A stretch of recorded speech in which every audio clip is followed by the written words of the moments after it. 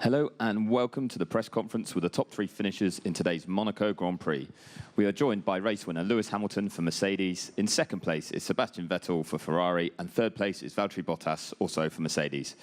Lewis, your 77th Grand Prix victory, but just how tense was this one inside the cockpit today?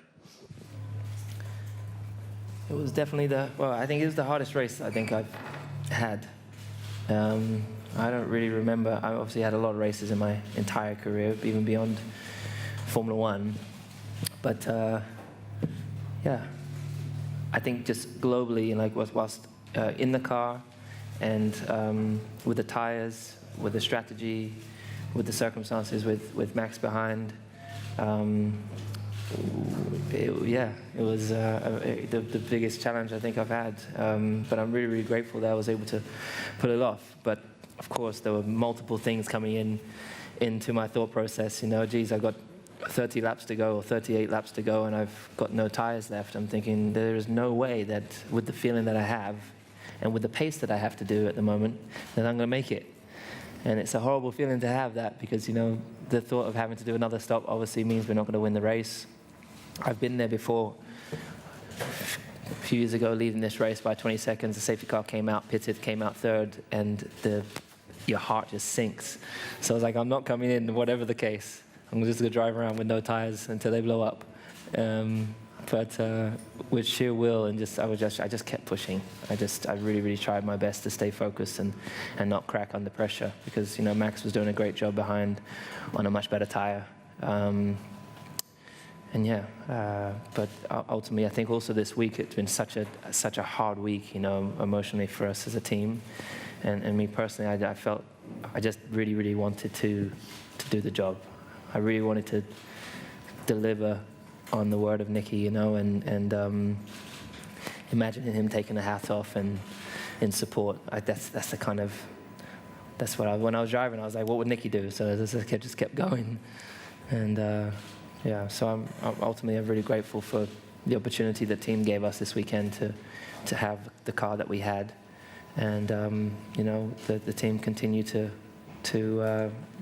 really evolve and improve, and we're growing constantly as a team, even through our faults, and we win and we lose as a team. So I also really, really wanted to pull it through for the team, you know, because so many guys back at the factory deserve it. So a proud one for today. You mentioned the fight with Max there towards the latter stages. Just how nervy were you when he started looking for moves, and especially with that bit of contact, which the stewards have now cleared and no further action has been taken? Yeah, I didn't feel, it wasn't a case of feeling nervous. Obviously, I could see him. He was literally covered my whole mirrors. And obviously, I was able to get out the last corner, pull a little bit of a gap. I was super slow through turn one, but turn three, my right side tires were okay. And once you got downforce on, they would work. But then once I got to turn 4, 5, 6, 7, 8, I had nothing. And you know, moving the brake balance rearwards, engine braking, opening up diffs, trying to get this car turned, and I could see him barreling a lot of speed in. And obviously, the harder tire was a lot more resilient, because I could see it opened up on his car, and I was like, okay, hopefully it's going to run out of tires at some stage, as I am, but it didn't. And I kept thinking turn 6 is probably where he's going to try and dive up the inside, because I was just waiting to get the car turned. So I was trying to cover that whole area, tiptoeing and positioning myself so I could hopefully get a good exit out of. It was really the most strategic, or strategy-wise, drives that I think I've ever had to do in terms of finding that balance around the track to try and keep that gap. But I mean, I'm sure we touched multiple times, and I definitely touched the barrier a lot of times throughout the laps, but luckily kept the car in one piece. Well done today. Sebastian, moving on to you, starting fourth in Monaco and finishing second. Is that a satisfactory result for you today? Yeah, certainly. Obviously, we didn't quite expect that, but the way the race went, I think, you know, we were able to benefit on mistakes other people made. So, obviously, Valtteri, got squeezed in the pit lane and then had a puncture, so we were able to get that position. And with the penalty that Max had, it was just about to stay in range. 2 laps to go, I had I think Antonio Giovinazzi and didn't quite know whether he would let me go, and I lost like 2.5 seconds. So I was thinking I'm queuing here the whole race because I could see that Lewis was struggling, and all of a sudden you lose 3 seconds. And it was obviously the target to stay within these 5 seconds, but it wasn't a problem until the end. So good result, but not a good weekend for us, obviously, to lose one car yesterday in Q1. And I think I'm not sure what happened with Charles, but it was always difficult when you start further back. So not the luckiest race, I think, for us as a team, but I think the lesson really from here is that we're not yet where we want to be. The pace isn't there. I think today we sort of tumbled into second place. So we did everything we could, but certainly we didn't have the pace to put enough pressure on to try and go for a bit more. I was going to ask you about that. You've at least ended the Mercedes run of 1-2 finishes, but what are the key lessons that Ferrari takes away from this weekend and the first 6 races this season? Well, pretty similar with the last couple of races. Obviously, we had one race where performance was standing out and we were quite strong. But I think, where we are, I saw that Valtteri was faster, but there was no way he's going to pass. Also because our straight line speed is really good. But I think it's just because overall the car is lacking downforce, a weakness that we know. I don't think the car is as bad as it looks, and the result, should be better here and there. But it's very difficult for us to get the car into that window where the car is happy. Certainly, once we get it in there, we're more competitive, but still away from where we want to be. So that's really the key lesson. We need to focus on trying to get the car short term more often in that window, and looking forward for the next 3, 4, 5 races. Obviously, make sure we improve the car and put more grip onto the car so that we can go faster. Simple as that. But that guy seems to hide fairly well. I don't know where exactly he is right now. So if you find him or if you got his number, that grip guy, then let me know.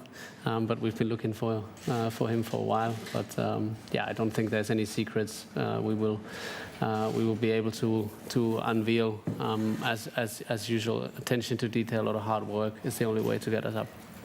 Thank you. And Valtteri, moving on to you. Obviously, the key point in your race was the pit stops. Just talk us through what happened in the pit lane from your point of view. Well, key point. That was really the thing that made the race a bit more difficult. So, we stopped same time with Lewis. We had a bit of a gap between us for the stop, but I don't know, for some reason my stop was a bit slow. So then, Max kind of got alongside me on the pit lane, even though he was behind before. And in the pit lane, he was slightly ahead, but we were side by side. I get my line, he kept drifting to the right. We touched, and then I also touched the wall because there was no space, so I got a puncture for that. But honestly, I thought when I had the puncture and I had to stop again that I'm going to be back off the grid. But luckily only lost a couple of places, so unlucky but lucky at the same time. So could have been a lot worse, but still important points. Obviously disappointing going backwards where you start from, but sometimes it goes like this. We saw Max have a lunge at Lewis late on, and you were close to Seb for many of those laps. Was there ever a moment or a position you were trying to line up a move? Well, for sure, when there was a bit of things happening, like a bit more traffic or the last few laps, I was trying to be as close as I could to be involved if there will be an opportunity, but there wasn't really. Sebastian was not really doing any mistakes, and I think our tires, the harder compound, lasted better than Lewis's and Max's, so I think the pace was there, but no opportunities, unfortunately.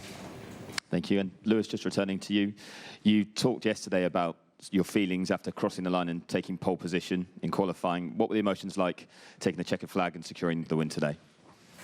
Honestly, a very, very mixed emotion day, to be honest. On the one side, winning the Monaco Grand Prix is an incredible accomplishment and feeling. I don't feel like I've won here many times, and it's always felt like the hardest race to crack and to win. So I really I'm trying to get my mind in and I'm sure I will over the next couple of hours, get my mind into gear in terms of enjoying the moment, because it is an achievement that I like to think I can be proud of. But I think it's I don't know if anyone can relate to when the pressure builds up when you're at work and then you probably slap your keyboard or whatever it is.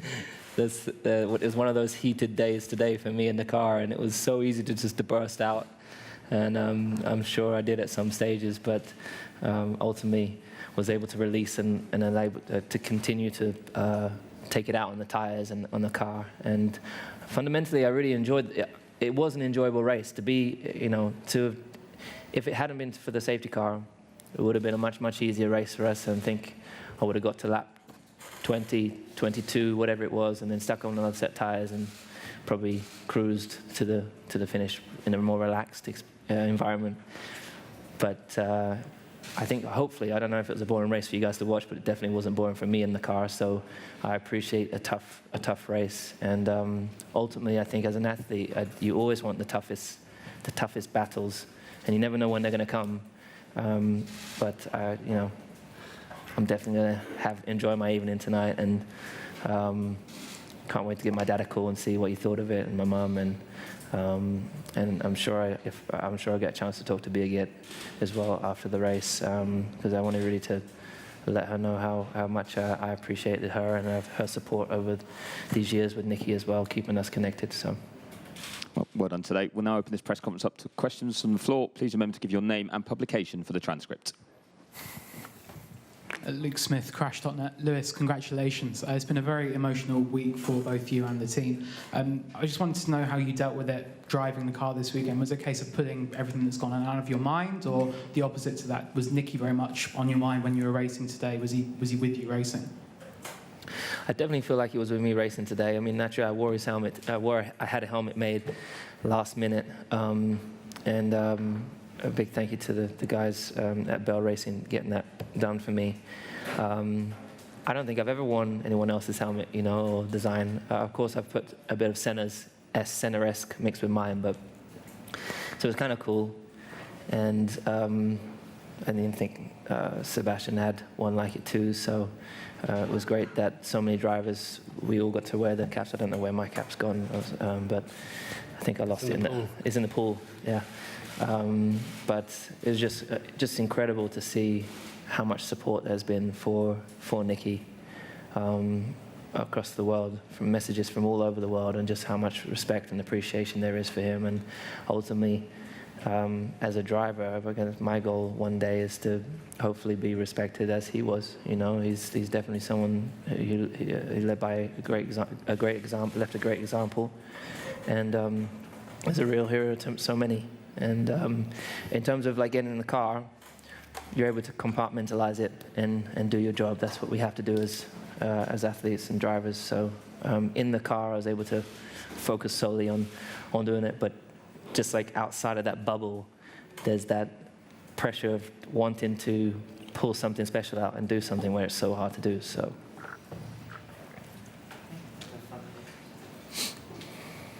Scott Mitchell from Autosport. Valtteri, you talked through the incident in the pit lane.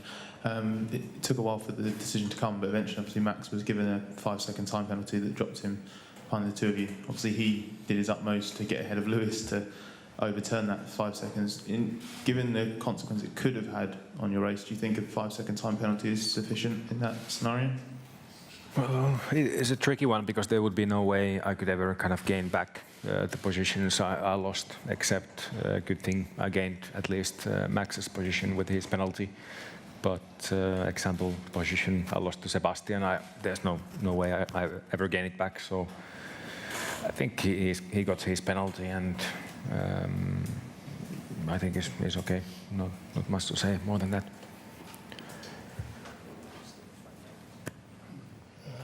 Jerome Pugmire, Associated Press. Question for Lewis. Toto was speaking on television after the race, and he said, I think he thinks only you can drive like that, a race from a world champion for a world champion who's no longer with us. How highly does this performance rank amongst your wins, given the difficulties that you had? You had that pole position in Singapore, which was last year, which was probably your best pole position. In terms of a drive, how high does this rank amongst yours? Yeah, I don't know. How many races have I done? Have I hit 300 yet? 250 or whatever it is, 280 or whatever it is. So I don't remember every single one of them. I'm sure if I was to watch back in whatever race it is, I think I can reminisce. But often, the wet races, I think, have always been some of the trickiest to have overcome.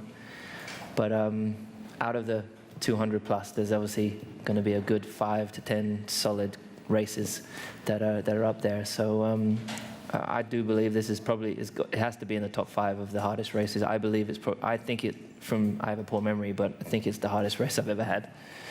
How many races do you remember when you have a poor memory? I have the worst memory, but I don't really remember much past the last race. So every race is the greatest race, then. Huh? Every race is the greatest race. It is. You don't remember the other ones. Definitely. That's the great thing. It's like it's the first time every time.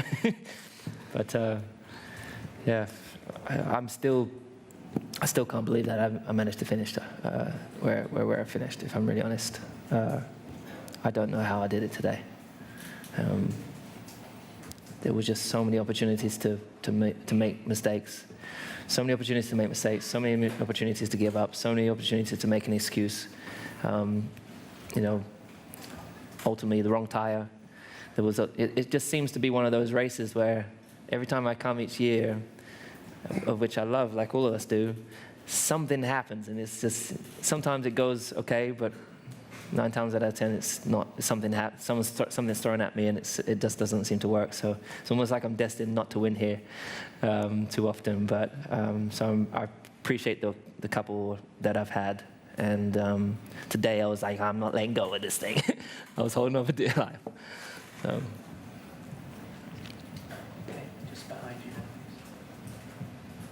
Phil Duncan, PA. Congratulations, Lewis. We've already seen you jump in the swimming pool to celebrate. What are your plans for the remainder of the evening to toast this victory? I don't have any plans. Honestly, I don't really have any plans. But like I was saying earlier on, I think it's there's been a lot of races where I've literally just packed up, left, gone home, got home, I switched the race on, I watched the rerun of the race. I've tried to do that more often, so you get a bit of an idea of what people have been seeing.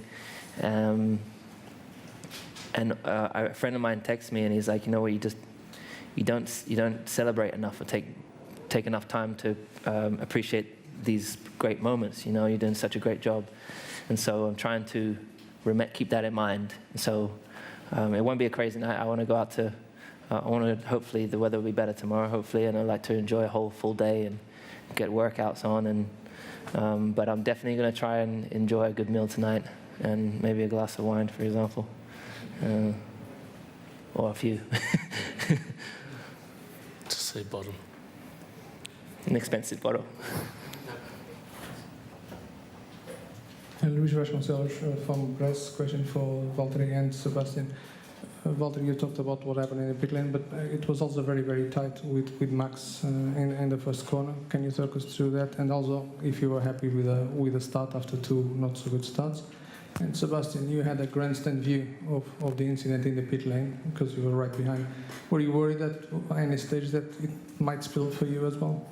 Might what? Might spill as well for you, that you'd be involved? If they block the road, yeah. Yeah, for me, I think the start was okay. Felt like a normal start. Max had a really good one. He was on the inside then for turn 1, but I knew if I just stay outside, carry the speed, should be okay. And there was a small moment at the mid corner. I was kind of expecting him to hit me from the inside, but he didn't. So I was happy, and I got a good exit and job done. Was there any other part of the question? No?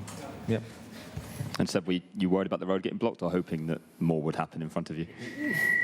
Well, I mean, obviously there was no space. I was surprised that, Max must have had an amazing pit stop, first of all, because I think we were all just right behind each other. And I came out just behind Valtteri, but Max jumped him, so he had a better stop than the both of us.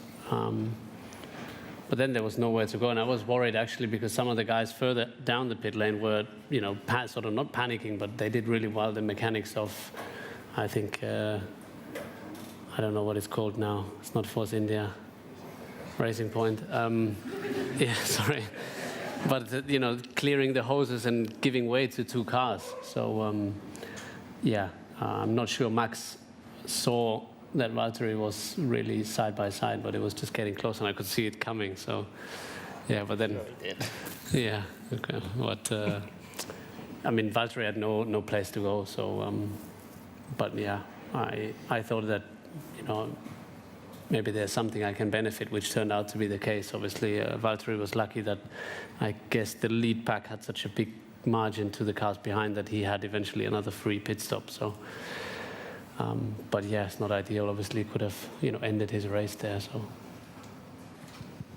On the end. Giles Richard to The Guardian. Congratulations, Lewis. Thank you.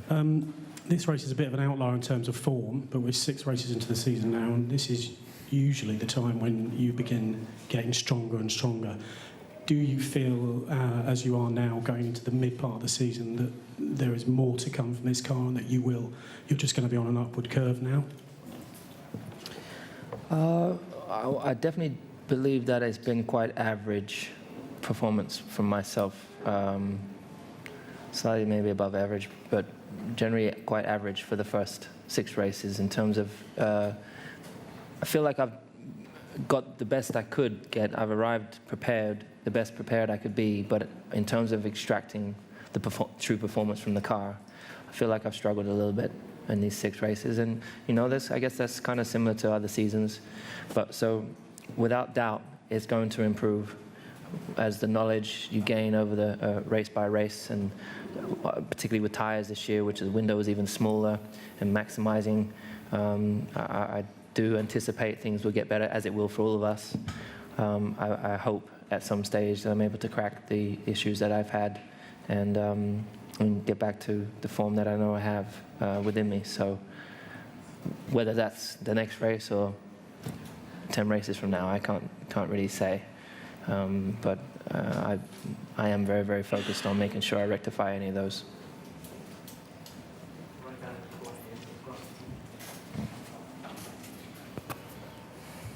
George Bolton from The Sun. Question for Lewis. What do you and the team need to do ahead of Canada? Did today feel a bit too close? What do you and the team need to do ahead of Canada, and did today feel a bit too close? Well, today was as close as it could be. I think we come here this weekend. The car was really great. Obviously, we've done a great job within qualifying. It's always a lot closer here. Our race performance generally was very, very strong. Obviously, we were on the wrong tire, so strategically we could have done a better job, without doubt. We don't always get that perfect, and on today's case, I think we'll definitely learn from it. And what doesn't break you only makes you stronger. So I think going into the next race, a lot of analysis will be made, and particularly towards making sure we try to understand the tires better and deliver better in terms of our processes. And on my side, trying to work even better with my engineers to try and extract more from my car. That means Bono and Marcus and a lot of the engineers trying to extract more information from those and positioning the information in the right way so that I can deliver more from this car. So, and also I know the guys back at the factory are working on developments. Obviously, the next race we'll have probably a new engine by the next race. So the car will continue to move forwards as we will.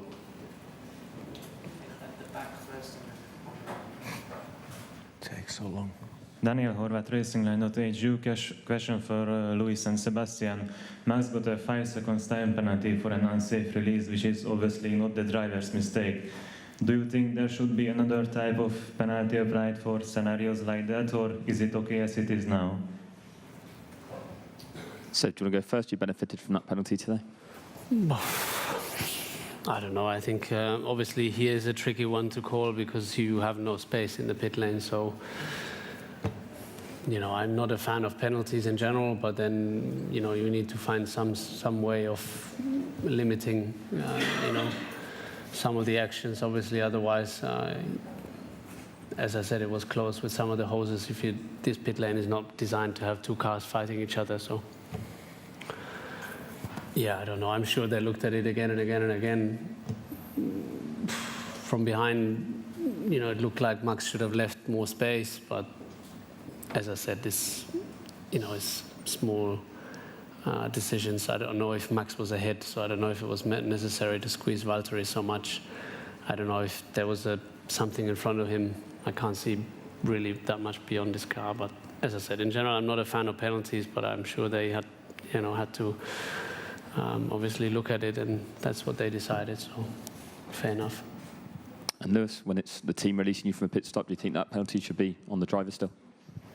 Well, ultimately, it's a team sport, so you pay the price together collectively. If we make a mistake on track, the team pays the price, and if the team make a mistake, the driver pays the price. So it's one of those scenarios. I've not seen it. I can imagine the unsafe release is not a good thing, but I think it's potential for shunts. I think someone else coming in, we saw in places like Budapest years ago, and also all the mechanics that are sitting in the garage in the pit lane, so it puts people in harm's way. So ultimately, but again, I've not seen it, but I do think it's a team sport, so we take the price together. John McAvoy, Daily Mail, to Lewis. I think the funeral's on Wednesday in Vienna. Are you, as it stands, aiming to go to that? Of course.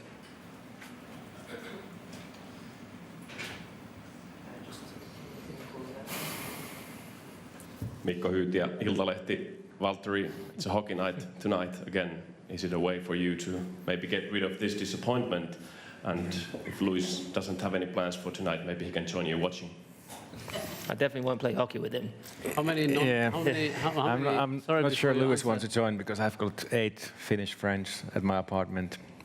They've been probably drinking 3 days now. Yeah, I definitely can't keep up with the Finnish. I heard the fire brigade there before we came in. Are you sure that your apartment is still? Yeah.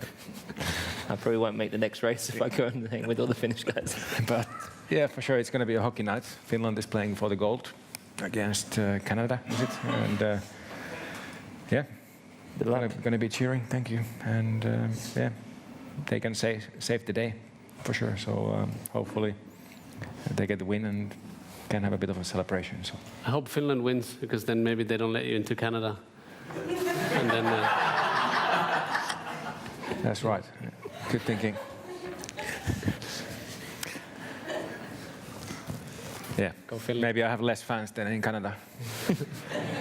We'll see. Luis, how do you think the race would be for you if you had also hard tires? And also, Valtteri, in one moment around the lap 63, 64, you let Sebastian open 4 seconds for you in order to make the fastest lap. Then quickly you were already near his gearbox. You got past it. So it looks like you had a too much better pace than you showed during the race. Lucy, you want to go first? Yeah, well, there's all ifs and buts, but if I had the other tyre, I think it would have been a lot easier of a race for me. But I think the hard tyre, we hadn't driven the hard tyre all weekend, but we knew that it could do a whole race distance from analysis. So, yeah, there would have been a much better gap behind me, that's for sure. And it would have been much easier to have kept him at bay. But as I said, it made the race more challenging, which I'm not going to say I'm grateful for. It would have been nice to have had a more chilled afternoon, but I got by. I might have some grey hairs by now after that one, but I'll dye it back. And Valtteri? You got great hairs coming. Yeah, so definitely there was a lot of pace left, and yeah, I was kind of trying to see if I could get anywhere close to the fastest lap, and but a lot of pace. And honestly, today felt the whole race like a Sunday drive around Monaco. So it was a bit of a shame, but that's how it is sometimes.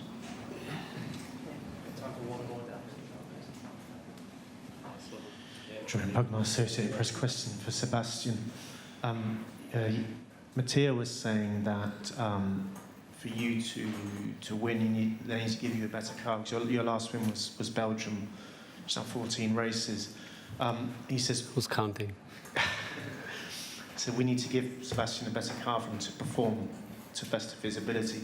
Do you agree with that, or do you think you should also perhaps be doing better? Where do you put the share of responsibility, so to speak? Well, I'm part of the team, so I don't put myself above. You know, I've had some difficult moments this year where I'm fighting the car. I'm not really entering yet to the level where I feel a lot more comfortable, and I feel more comfortable to squeeze out more performance of the car. But I think it's linked to the fact that we struggle, you know, to put our car in the right window. Once it is there, it is feeling better, and you're able to build up on that. But it doesn't happen very often. But it's a combination of things. I think for first we're lacking overall performance, and that overall performance would help us to put probably the tires more often in the windows they would like to be. I think it's not a secret by now after 6 races that these tires this year seem a bit more critical to get exactly into that window. You have a phone call. You have Hang on, you've been given like the longest answer. You know? I wasn't saying you're talking to him. I just said we have a phone call. Do you remember that phone call we have to do? I remember. I'll finish quick. Okay. Yeah, you normally give the longest answers. What are you talking about? So anyway, I think you know, it's been maybe not the easiest and straightforward ride so far, but I feel that there's more potential in this car. There's more potential in the team, and as I said, I'm part of the team, so I'm flattered by what Matthias is trying to say. But you know, I think we need to stick together. We need to work hard, and even if it would be nice to flip a coin and turn things around, probably for everybody's sake, except those 2 guys. You know, it's not going to happen overnight. We need to work hard and pay a lot of attention to small things, to details, in order to get closer. And once we are matched, I think we can put a lot more pressure on, and we'll have a lot closer races. But currently, we're sitting too far away. You know, with being behind Mercedes and probably a match on average with Red Bull is not where we want to be. And that was the last question. So thank you very much.